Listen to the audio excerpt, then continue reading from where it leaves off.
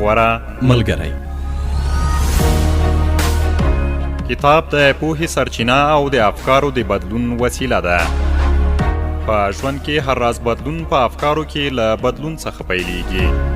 که غواړئ چې په افکارو کې د مثبتو بدلونونو پر مټ په ژوند کې مثبت بدلونونه تجربه کړئ، کتاب مو د ژوند ملګری کړئ. د ستر ځواکمن په سپېڅلي نامه د سپوږمۍ راډیو قدرمن اورېدونکو سلامونه او پیرزوینې مې ومنئ. روغتیا او سلامتیا مو له پاک رب نه غواړم. خوښ یم چې بیا هم د غوره ملګري په خپرونه کې ستاسو درانه خدمت ته راغلی یم. قدرمنو دوستانو، راځو په نننۍ خپرونه کې د تل په څیر د څنګه اغېز وکړو کتاب اومه برخه در اورو. هیله مند یم چې تر پایه راسره ملتیا وکړئ. ستونزې د ودې لپاره مناسب فرصتونه برابروي. کله چې تاسو له خلکو سره مرسته کوئ څو بریا ته ورسیږي، ډیر کله وینئ چې ستونزې خپله د ودې او بریا لپاره فرصت برابروي. نانا او نیل وایي هر بحران مناسب فرصت زیږوي. یو شي ته مو باید پام وي چې ټول انسانان له ستونزو سره یو ډول مبارزه نشي کولی. آرنولد توین وایي ټول خلک په یو پاشلي ډول له ستونزو سره په 4 ډولونو مبارزه کوي. لومړی تیرې زمانې ته پناه وړي. دوهم د راتلونکي په اړه خیال پلو وهي. دریم خپل ځان ته پناه وړي څو یو څوک پیدا شي او مرسته ورسره وکړي. څلورم له بحران سره مخ کیږي او د ځان په ګټه یې تماموي. لارښود لار اصلاح کوي. کلونه وړاندې هغه وخت کله چې ټکنالوژي د اوس په څیر پرمختګ نه و کړی، یوې بیړۍ خپله هغه لار چې د ستورو له مخه به یې وهله ورکه کړه. په کښتۍ کې سپرو کسانو هر یو باید یو او بل خبره منله او ځان به یې خپل رب ته سپاره. خلک هم دا ډول دي، څومره هم چې د پروګرام له مخې روان وي، خو کله چې له ستونزې سره مخ شي بیا ترې خپله لاره ورکه شي. ستونزه هغه وخت پر بحران بدلیږي چې خلک یې په سم ډول رهبري نه کړي او خپله لار اصلاح نه کړي. ټول خلک هم د ستونزو د حل وړتیا نه لري. ډیر کم کسان شته چې باید دغه مهارتونه زده کړي. هغوی ته ور زده کړئ چې نیوکه کوونکو ته زیات غوږونه نیسي. سټیفن کاوي په خپل یو کتاب کې لیکي چې کریسټف کولم یو مجلس ته راوغوښتل شو. یو کس چې له کولم سره یې کینه درلوده وویل که تا لویدیځ هند نه وای کشف کړی نو په هسپانیا کې به یو بل چا دغه کار کړی وای. کولم بې ځواب ورنه کړ، خو مقابل کس ته یې وویل مهرباني وکړه دغه هګۍ پر میز ودرپه.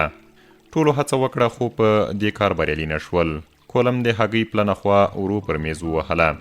څوکه یې پلنه شوه او پر میز ودرېده. هګۍ په خپله یوه خوا کې یو خالي ځای لري چې یو څه اکسیجن پکې ذخیره وي. د کولم منتقد وویل دا ډول خو ټولو کولی شوی، زه هم کولی شم. کولم وویل هو بلکل، خو په دې شرط چې په لومړي سر کې دې دا چل زده کړئ. کله چې ما دا کار وکړ لار مې درته وښوده. پوه شوې چې تر دې نو اسانه کار نشته. کله چې خلکو ته لارښوونه کوئ پر دې هم ځان پوه کړئ چې هغوی نشي کولی ټوله ورځ مزل وکړي. دا سمه ده چې نیوکه د ستونزې لپاره تر حل پیدا کولو اسانه ده. پام مو وي چې نیوکه مو هېڅ ځای ته نشي رسولی. الفرد آرمن مونټاپرټ په دې اړه وایي خنډونه ټول لیدلی شي خو یوازې کم کسان یې له مخې لرې کولی شي. تاریخ ثابته کړې ده چې بریا هم د دویمې ډلې کسانو په برخه ده. مریدان مو داسې وروزئ چې ستونزو ته تسلیم نشي. له لویو ستونزو سره مخ کېدل نږدې ټول کسان ناهیلي کوي. همدا لامل دی چې په سختو شرایطو کې باید د خلکو لاسنیوی وشي، مرسته ورسره وشي او لارښوونه ورته وشي. خلکو ته داسې لارښوونه وکړئ څو یې لیدلوری مثبت شي. هغوی ته داسې لارې چارې وښایاست چې پر ستونزو غلبه وکړي او بریالي ترې راووځي. د مدیریت متخصص کنلان چارت د هرې مسئلې د حل لپاره 4 مرحلې داسې توضیح کوي. لومړی د مسئلې په اړه فکر کول څو پر یوې خاصې موضوع بدله شي. دوهم د مسئلې د حل لپاره د فرضیې جوړول. دریم د همدې فرضیې د پایلو په اړه فکر کول. څلورم په دې اړه فکر کول چې له ټولو حل لارو کومه یوه باید انتخاب شي. دوی دې ته وهڅوئ چې د مسئلو د حل لپاره په ساده لارو پسې وګرځي. د هرې مسئلې د حل لپاره 2 پرېکړې شته. لومړی دا چې پوه شي تر ټولو اغېزناکه یې ساده هغه ده. کله به چې اډیسن غوښتل یو څوک د ځان لپاره ملګری کړي نو یو لامپ به یې په لاس کې ورکاپو. له مقابل کس څخه به یې غوښتل چې ووایي لامپ څومره حجم لري. ډیری کسانو به 9 دقیقې په دې اړه فکر کاوه چې پوه شي لامپ څومره حجم لري. خو ځینو به بیا لامپ له اوبو ډک کړ. اوبه به یې وروسته په 1 درجه لرونکي لوښي کې اچولې او په اسانۍ سره به پوهېدل چې لام څومره حجم لري چې دې کار بل 1 دقیقې زیات وخت نه اخیست. د مسلې د حل په برخه کې بل مهم ټکی د پریکړې وړتیا ده. د IBM بنسټ ایښودونکی توماس واټسون په دې باور و چې د یوې مسلې ژر حل کول پرمختګ ته لاره هواروي. هغه به ویل ستونزه حل کړئ، کیدای شي سمه وي یا ناسمه. که سمه مو حل کړي وي خو ښه ترخه، او که سمه مو نه وي حل کړي خپل اړ کېږئ چې سمه لار ورته پیدا کړئ. هغوی باید پر ځان باور پیدا کړي. له خلکو سره د ستونزو په حل کې یوه سختي دا ده چې کیدای شي هغوی خپلو وړتیاوو ته د شک په سترګه وګوري. هغه کسان چې بریا ته په رسیدو کې ورسره مرسته کوي په څنګ کې تشویق هم کړئ. که څوک وهڅول شي او پر ځان باور زیات شي، کولی شي د سختو ستونزو لپاره هم د حل لاره پیدا کړي. لارښود تل د خپلو مریدانو په څنګ کې وي، او وروستۍ خبره هم دا چې لارښود باید موخې ته تر رسیدو پورې د خپل مرید تر څنګ وي او له هر خنډ سره د مخ کېدو په صورت کې ورته لازمه لارښوونه وکړي او د حل لارې په پیدا کولو کې ورسره مرسته وکړي. هغه داسې نه کوي چې یوازې لارښوونه وکړي او نور خپله لاره ونیسي، نه هغه له خپلو ملګرو سره پاتې کیږي او تر منزله یې رسوي. مشهور ویناوال ریچارډ اکسلي وایي اصلي ملګری هغه دی چې ستاسو خبرې اوري او د احساساتو عمق یا تلې ته مو پاملرنه کوي. کله چې د یو څه شي په لټه کې وي مرسته در سره کوي، چیرې چې اړتیا وي اصلاح کوي مو، کله چې تېروتنه کوي بخي مو، او کله چې ماتې خوري ملاتړ مو کوي. نفوذ لرونکی شخص له نورو سره اړیکه ټینګوي. آیا تر اوسه پورې مو د ښوونځي، کلي او یا په کومه بله غونډه کې ګډون کړی دی؟ کیدای شي درته په زړه پورې وي، ځکه دا ډول ناستې تاسو ته فرصت په لاس درکوي. څو له هغو کسانو سره بیا وګورئ چې ډیر وخت کېږي نه دي مو ورسره لیدلي. جان په دې وروستیو کې په همداسې یوه ناسته کې ګډون کړی دی او ډیر خوند یې ترې اخیستی دی. ولولئ او وګورئ چې کیسه څه ده. کله چې په 1969 کال کې له کالج څخه فارغ شوم، نو په انډیانا کې په کار بوخت شوم. 3 کاله مې په یوه ځای کې د لوی رئیس په توګه کار کاوه. په ډیر لږ وخت کې کله چې ما او ماګارت هلته په ګډه کار کاوه، کاروبار مو وخوړید. په 1991 کال کې مو هڅه وکړه چې شرکت باید نور هم لوی شي، څو عواید یې زیات او ډیر کسان را سره په دنده وګمارل شي.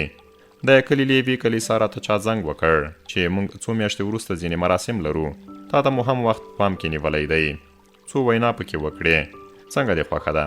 ما هم ورسره ومنله او پر ټاکلي وخت مې د حاضرېدو ډاډ ورکړ.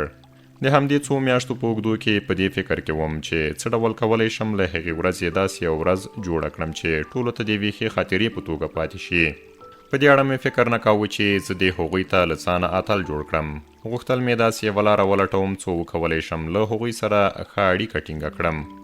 له دې کس څخه مې وغوښتل چې په غونډه کې د ټولو کسانو لیست او که ممکنه وي د هغوی له عکسونو سره یو ځای راته واستوي. هغه هم دا کار وکړ. ډېری مې پیژندل، خو اوس یې د سر ویښتان یو څه تللي وو. که څه هم چې 25 کاله به کېدل چې هغوی به مې نه ولیدلي، خو بیا هم څېرې راته اشنا وې. خو داسې کسان هم پکې وو چې نه مې پیژندل. له ځانه سره مې فکر وکړ زه باید د خبرو لپاره داسې یو چوکاټ جوړ کړم چې هم نوي کسان راجلب کړم او اړیکه ورسره ټینګه کړم، او هم هغه کسان چې پخوا مې پیژندل خو کېدای شي اوس یې زه له یاده وتلی وم. په ځینو خبرو یې حیران کړم. د ناستې ورځ را ورسېده. زه هم له ژمنې سره سم غونډې ته ورغلم. په خپلو خبرو کې مې د ناستو کسانو له ډلې د هغه کس یادونه هم وکړه چې 25 کاله مخکې د ترافیکي پیښې له کبله میاشتې په روغتون کې تېرې کړې او زه به یې کله کله پوښتنې ته ورتلم. کله مې چې دا خبره یاده کړه او کس مې په نوم یاد کړ، نو ناست ټول کسان حیران شول او یو ډول مینه او لیوالتیا یې را سره پیدا شوه. همدې کس راته وویل له 25 کلونو وروسته دې اوس هم زما نوم په یاد دی؟ ومې ویل هو، تر اوسه مې ستا نوم په یاد دی. ده وویل ما ستا ټولې خبرې اورېدې، خو دا چې زه په خپل واک کې نه وم، نو نه مې شوی کولی چې ستا د خبرو ځواب درکړم. په دې غونډه کې راته ګډون د دې لامل شو چې زړې اړیکې تازه او له ګڼو نورو کسانو سره په اړیکه کې شم. له خلکو سره اړیکه پالل مرسته کوي څو ستاسو پر مټ بریا ته ورسیږي. په رهبرۍ کې له خلکو سره اړیکه ټینګول، د هغوی نومونه زده کول ډیر رول لري. که غواړئ په خلکو کې نفوذ وکړئ، نو دا مو باید عادت وګرځوئ. له خلکو سره په اړیکه کې کېدل لکه د ریل پټلۍ داسې دي. کله چې تاسو له خلکو سره په اړیکه کې کېږئ، هغه ده چې د یو ګاډي لپاره لار برابروئ څو حرکت وکړي. پوهیږئ چې د ریل پټلۍ څه ډول وصل کېږي څو ریل پرې حرکت وکړي. له خلکو سره د اړیکې په اړه هم همدا بیلګه صدق کوي. پر دې باید پوه شئ چې هغوی چیرته دي، ورشئ او ورسره په اړیکه کې شئ. پام مو وي چې بلې مرحلې ته تلل ځینې خنډونه په مخ کې لري، نو د دې لپاره چې هغوی دا خنډونه له منځه یوسي، نو ستاسو مرستې ته اړتیا لري. له خلکو سره د اړیکې جوړولو لپاره 9 ګامونه. له نیکه مرغه د اړیکو جوړولو لپاره لازمه نه ده چې تاسو دې یو انجینر وئ، خو د دې لپاره چې اړیکې جوړې کړئ او قوي یې کړئ، یو څه هڅو ته اړتیا شته. لاندې سپارښتنو ته پام وکړئ او له خلکو سره د اړیکو جوړولو په برخه کې ورڅخه ګټه واخلئ. لومړی، خلکو ته په ټیټه سترګه مه ګورئ.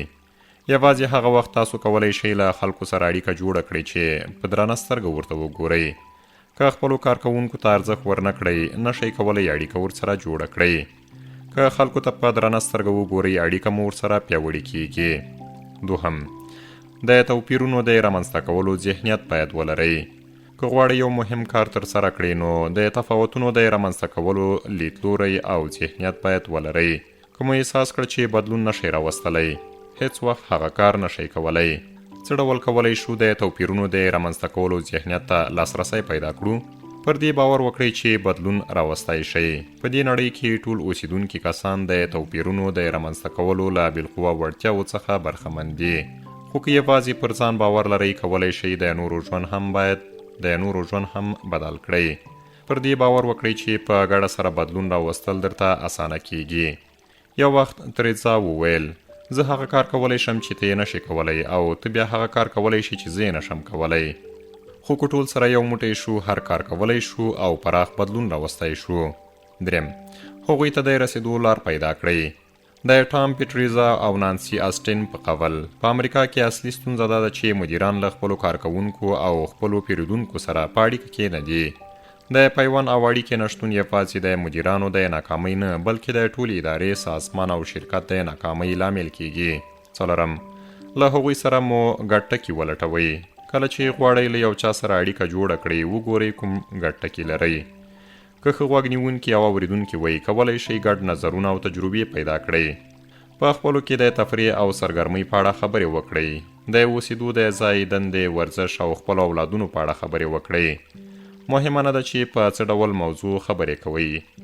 کافي ده چې یوازې مثبتې خبرې وکړئ او هڅه وکړئ چې موضوع ته د مقابل کس د لید له زاویې وګورئ.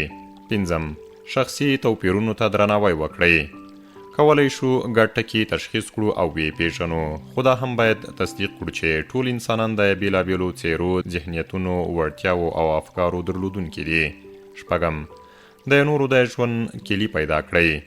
اندرو کارنګي د نورو د احساساتو او افکارو د درک په برخه کې لویه وړتیا درلوده، خو له خلکو سره د اړیکو جوړولو لپاره لازمه نه ده چې تاسو هم اندرو کارنګي واوسئ. یوازې همدا بسنه کوي چې پوه شئ څه شی ورته ارزښت لري. د دې لپاره چې د نورو له ذهنیت څخه خبر شئ، وګورئ چې له کوم ځای څخه یې تر کومه ځایه پورې ځان رسولی دی او څه لاسته راوړنه لري. که غواړئ د خلکو زړونو ته لار پیدا کړئ، ګورئ چې څه شي ته اړتیا لري. کله مو چې دغه څه درک کړل، له خپل شرف او صداقت څخه په ګټې اخیستنې د هغوی غوښتنې پوره کړئ. اووم، د زړه له تله ورسره اړیکه وپالئ. که غواړئ له یو چا سره اړیکه جوړه کړئ، ګډ ټکي مو ورسره پرتله کړئ. وګورئ څه ورته ارزښت لري او په څنګ کې ورسره خپل د ارزښت وړ شیان هم شریک کړئ. د دې کار لپاره د زړه له تله خبرې کول لازمي دي. له یو چا نه چې په دې وروستیو کې د ارواپوهنې په برخه کې د ماسټرۍ سند ترلاسه کړی و، وغوښتل شول چې په ښار کې عمر خوړلو کسانو ته خبرې وکړي. هغه 45 دقیقې پرله پسې په دې اړه خبرې وکړي چې څه ډول کولی شي د زړبودۍ دغه وخت په ښه ډول تیر کړي. کله چې خبرې خلاصې شوې، یوه زړه ښځه یې څنګ ته راغله، ورته ویې ویل، په خبرو کې دې له ښو کلمو څخه کار واخیست، خو غواړم ځینې مطالب درته په ګوته کړم. کله چې لوی شوې، باید مراعات یې کړې. ته نه پوهیږې چې د څه په اړه خبرې کوې. کله چې غواړئ له خلکو سره اړیکه ټینګه کړئ، اصالت یې تر ټولو اساسي ټکی دی چې باید په پام کې ونیول شي. په خبرو کې هیڅ شی د صداقت او صادقانه تمایل ځای نشي نیولی. اتم، تجربې مو سره شریکې کړئ. د دې لپاره چې له خلکو سره اړیکه ټینګه کړئ، داسې لارې چارې ولټوئ چې اړیکې مو غښتلې او پیاوړې کړي. جوزف نیوټن به ویل، خلک د یوازیتوب احساس کوي، ځکه د پله پر ځای دیوال جوړوي. د هغه پله د جوړولو لپاره چې ستاسو او خلکو ترمنځ اړیکه جوړوي، تجربې شریکول اساسي شرط دی. موږ 2 کسان کلونه کېږي چې له یو بل سره خپل تجربې شریکوو. د بیلګې په توګه کله چې جان نوی مدیر پر دنده ګماري، هغه له ځانه سره بیلابیلو ناستو او جلسو ته بیایي. دی دا کار د دې لپاره نه کوي چې د شرکت غړو ته خپل نوی ګمارل شوی مدیر ور وپېژني، بلکې غواړي له نوي ټاکل شوي مدیر سره ملګری واوسي څو یې سترګې وغړېږي او نور ډېر څه زده کړي. نه هم د اړیکو له جوړولو وروسته پر مخ ګام واخلئ. که غواړئ چې پر خلکو اغېز ولرئ او سمې لارې ته یې هدایت کړئ، نو مخکې له دې چې هغه له ځانه سره موخې ته ورسوئ باید اړیکه ورسره جوړه کړئ. که غواړئ چې له اړیکې ټینګولو پرته یا مخکې یې یو ځای ته ورسوئ، نو لویه تېروتنه ده. که دا ډول هڅه وکړئ، کیدای شي مقابل کس تر باندې بې باوره شي. دغه بې باوري ډېر کله هغه وخت رامنځته کیږي چې د فرهنګونو ترمنځ توپیر موجود وي. جیم په دې برخه کې پراخې تجربې لري، ځکه کار یې دا ایجابوي چې د نړۍ په 26 هیوادونو کې باید له ډول ډول خلکو سره په اړیکه کې شي. هغه خپله اوس دې پایله ته رسېدلی. هغه هیوادونه چې په ختیځ اروپا کې پراته دي، کوم چې یو وخت د شوروي اتحاد تر واکمنۍ لاندې وو، دغه کار پکې یو څه ستونزمن دی. جیم وایي کله مې چې په لومړي ځل د دې هیوادونو له اوسیدونکو سره اړیکه ټینګه کړه، تجربه مې ډېره کمه وه. موږ د هغوی له دود او کلتور سره بلد نه وو. موږ دې پایلې ته ورسېدو هغه څه چې موږ یې په ورځني ډول ترسره کوو د دې خلکو لپاره ناپېژانده او نوي دي. دوی 50 کاله د روس تر واکمنۍ لاندې ژوند کړی دی. داسې چې ان ارزښتونو یې بدلون کړی دی. نفوذ لرونکی شخص نورو ته واک ورکوي. د جیم د کار لویه برخه له لویو او کلیدي رهبرانو سره لیدکاته دي. دا چې دغه رهبران د نړۍ په ګوټ ګوټ کې ووسي، نو جیم مړ دی چې د نړۍ په بیلابیلو برخو کې په جوړېدونکو ناستو او جلسو کې ګډون وکړي. یو ځای چې جیم یې ډېر کله د ناستو لپاره انتخابوي هغه سالټ لیک سیټي دی. دیرولی په رښتیا هم چې ښکلی دی. په ژمي کې د سکي لوبې لپاره جوړ دی او په اوړي کې بیا په شنو غرونو کې چکر وهل بیل خوند لري او د تفریح لپاره ډېر په زړه پورې ځایونه لري. دښتې یې په شنو وښو او خپله شنه کېدونکو ګلانو پټې دي. موږ ځکه د خپلې رخصتۍ ورځې دلته تېروو چې د دې ښار له ښکلاګانو خوند واخلو. تېر کال مو هم د رخصتۍ ورځې هلته تېرې کړې. موږ لږ تر لږه 20 زوجه یا 20 جوړې کسان وو. ډېر خوند مو واخیست. کله مو چې له دې ځایه د تګ تکل وکړ، کالي او وسایل مو ټول کړل.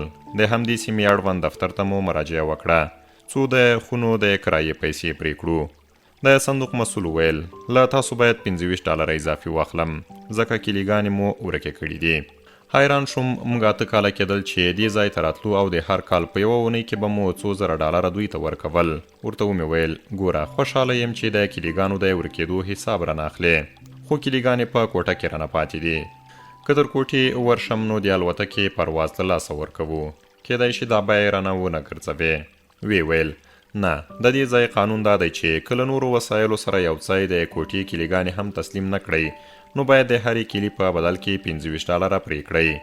کله چې ما دې ځای ته د ورتلو د مخینې ورته وویل چې کلونه کېږي موږ دلته راځو او زرګونه ډالره کرایه درکوو، نو یوازې په $25 باید چنې ونه وهو.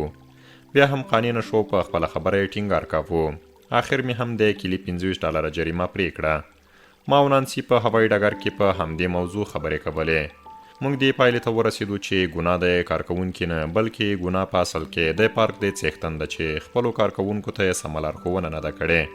نانسي د دې پارک قانون د نورداستروم د ځنځیري پلورنځیو له قانون سره پرتله کړ. بده نه ده چې د نورداستروم بیانه ولولئ. نورداستروم ته ښه راغلاست. د دې لپاره چې فروشګاه ته راغلاست مننه کوو. زموږ اصلي موخه خپلو پیرودونکو ته پیاوړي خدمتونه وړاندې کول دي. موږ باور لرو چې دلته تاسو خپلې موخې ته رسېدای شئ او هغه شی ترلاسه کولی شئ چې غواړئ یې. د نورداستروم قوانین: لومړی شمیره قانون: ټول وخت سم قضاوت وکړئ. بل قانون نشته. هره پوښتنه چې لرئ وي پوښتئ. هر څوک چې غواړئ په اړه یې پوښتنه وکړئ، له کوچني مامور نیولې تر لوړپوړي چارواکه پورې. نورو ته واک ورکول یعنې څه؟ مشهور انګلیسي انځورګر ویلیام ولکاټ په 1940 کال کې نیویارک ته ولاړ څو په خپل انځورګرۍ کې د دې ښار له امکاناتو کار واخلي. یو ورځ د خپل ملګري دفتر ته ورغی. د ملګري هم له انځورګرۍ سره جوړه وه. د ملګري د میز پر سر یې څو پاڼې کاغذونه پراته وو. پوښتنه یې ترې وکړه کولی شم یوه پاڼه کاغذ واخلم؟ ملګري چې ځواب ورکړ دا کاغذونه د انځورګرۍ لپاره نه دي، معمولي کاغذونه دي. ولکاټ کاغذونه ورپورته کړل او ویې ویل هېڅ شی معمولي نه دي، خو په دې شرط چې په کارولو یې پوه شې. د همدې کاغذونو پر مخ یې 2 شیان انځور کړل. 6 میاشتې وروسته یې یوه تابلو په $500 او 2 میاشتې وروسته یې بل انځورګري په $1000 خرڅې شوې، چې دا په هغه وخت کې ډېرې زیاتې پیسې وې. کله چې نورو ته واک ورکړئ یوازې په هغوی کې نفوذ نه کوئ، بلکې په ټولو هغو کسانو کې نفوذ کوئ چې د هغوی تر اغېز لاندې دي. کله چې واک ورکوونکي واوسئ یوازې له یو کس سره مرسته نه کوئ، بلکې له ډېرو هغو کسانو سره مرسته کوئ چې د واک ورکول شوي کس تر لاس لاندې کار کوي. په دې کار سره تاسو له خلکو سره مرسته کوئ چې د ژوند لوړو پوړونو ته ورسیږي او په خپل مسلک کې پیاوړي شي. نورو ته واک او اختیار ورکول په دې معنا دي چې ګواکې تاسو د هغوی په ژوند کې برخه اخلئ، څو وکولی شي په خپل ښه ډول ظاهر شي. که تاسو یو چا ته واک او اختیار ورکړئ، هغوی ښه درک کولی شي او بالقوه وړتیاوې یې معلومولی شي. کله چې د یوې مهمې پریکړې پر مهال د ژوند پر ملګري باور ولرئ او هغوی ته واک ورکړئ او په ترسره کولو کې ورسره مرسته کوئ، دا په اصل کې اختیار او واک ورکول دي. کله چې پوه شئ اولادونه مو اوس له سړکه تېرېدی شي او د تېرېدو اجازه هم ورکړئ، په اصل کې مو واک او اختیار ورکړی دی. کله چې خپل کارکوونکي ته یو سخت کار سپارئ، په اصل کې مو واک ورکړی دی. نورو ته واک او اختیار ورکول په اصل کې د مقابل کس په ژوند کې بدلون راوستل دي او د هغوی لپاره د بریا داسې فرصت برابروي چې هم د هغوی او هم ستاسو په ګټه دی.